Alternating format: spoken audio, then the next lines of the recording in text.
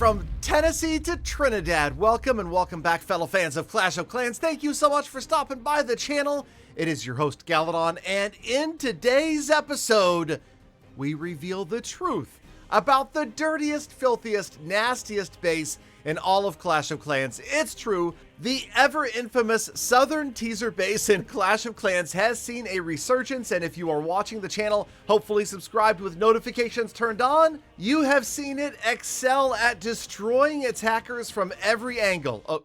Okay, from one angle. And the question has become, is this base really that good, Galadon? Can it possibly be beating as many players as you seem to represent in your videos? Defense after defense, where they barely get any loot, they lose tons of trophies because they can't even get to your town hall.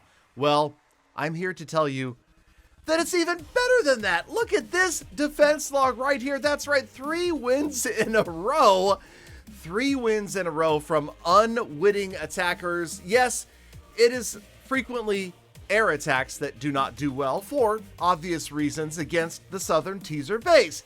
The air sweepers are absolutely evil, right? And for some reason, attacking players don't seem to really worry about the air sweepers as much as the other air targeting defenses, and they mistakenly think that a couple of heroes and a handful of dragons or electro dragons are going to overwhelm this very simple looking base. Now, of course, the Southern Teaser has many different permutations, and this is probably one of the least well-disguised versions of what some call a trapped town hall, a troll base, or the more traditional Southern Teaser, as we called it way back in 2013 at Town Hall 10. Speaking of which, I've got a couple of Town Hall 10 defenses to show you in just a moment. But yes, okay, so we're watching these bases, and I know that I've talked about the fact that they don't do well against a prepared or knowledgeable attacker.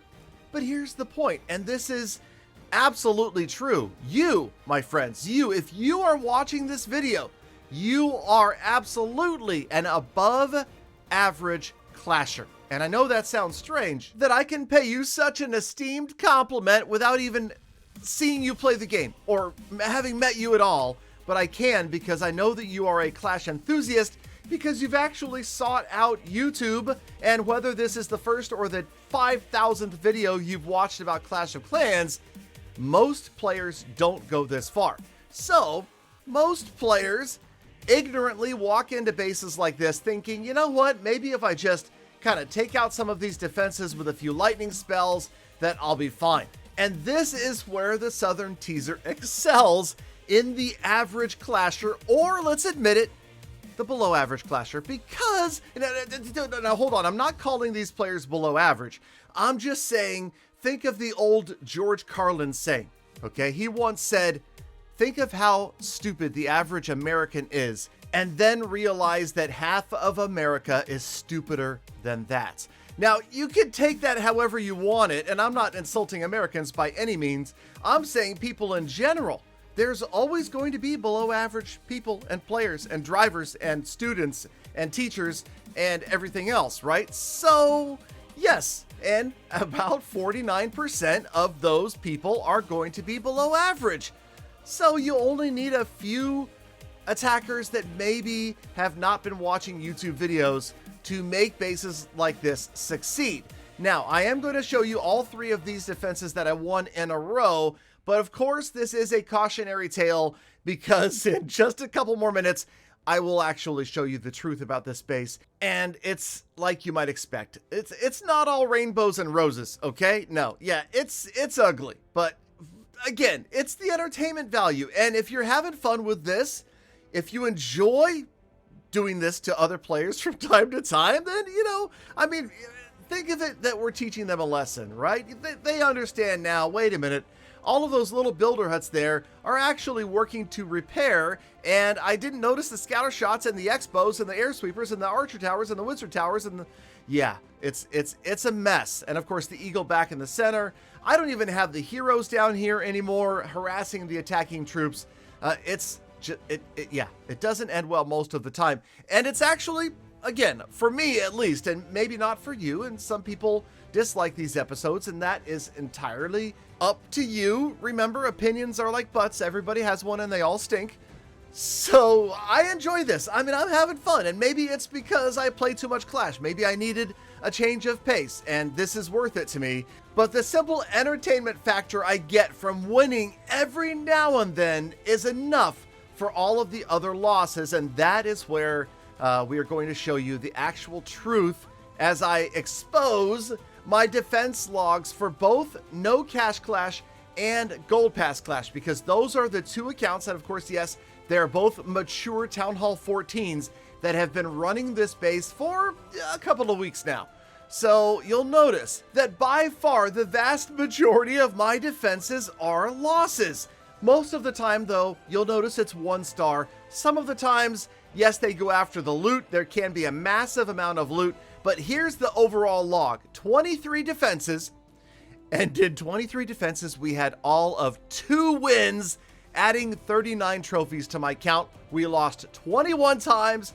We lost 226 trophies for a net of a little bit less than negative 200 in trophies. That was Gold Pass Clash of Clans. Here is No Cash Clash of Clans, and the log, believe it or not, is actually, yeah, it's even worse. So No Cash Clash of Clans has taken a total of 27 defenses and has won 3 times, adding 77 trophies, has lost 24 times, losing 260 trophies, and the net works out to almost the same, around 190 trophies lost running this base. So the truth about the Southern Teaser is that you are going to get annihilated, and you have to decide if entertainment is worth the loss. Now, this is Galadon 10.0, my fully maxed out Town Hall 10, that is also running a version of the Southern Teaser.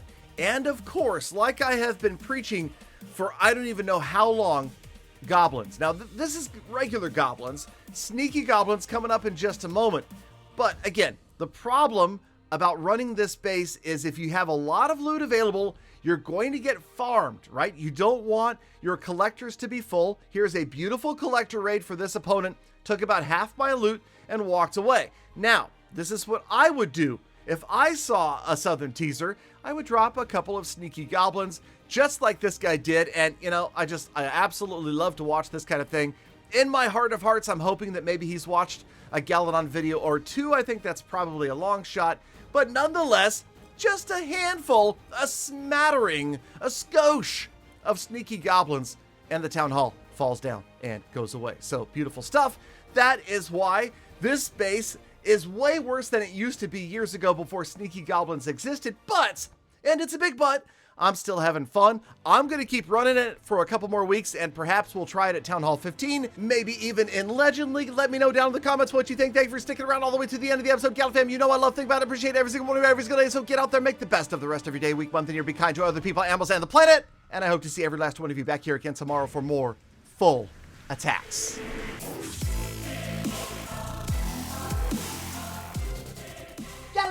Galadon, this place is filthy, it's dirty, it's evil. I like it.